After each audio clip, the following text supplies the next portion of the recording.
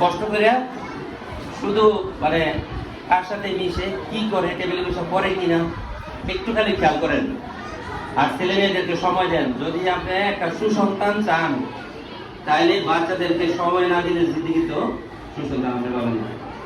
বন্ধুর মতো হওয়া লাগবে, কি করে না করে একটু খোঁজ খবর দিতে হবে। আমাদের ছেলে মেয়ে আছে, আমরা কিন্তু এত পরিশ্রম করে গিয়া কি বাচ্চারা সময় দেই, এটাই বলে আসল কাজ আমার। সে কি করলো না করলো, সারাদিন কি করলো না করলো, আমি সম্পূর্ণ খোঁজ জানি গিয়া, এটাই আমার আসল কাজ।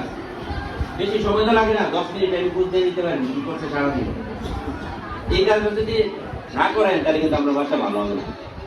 আপনি অনেকে আছেন বলেন যে আরে এত আমার ছেলেটা লেখাপড়া ভালো না, মেয়েটা লেখাপড়া ভালো না, এই কথাগুলো বলবেন। কে কোন সময় জ্বলে ওঠে, তার ভিতরে কোন প্রতিভা আছে আমরা কেউ জানি না। আপনি সময় দিয়ে দেখেন, আপনি তো সময় দিলেন না, আপনি কিভাবে বুঝলেন যে আপনার বাচ্চার এটা ভালো না, সে পড়ালেখা ভালো না, আপনি বুঝলেন কিভাবে?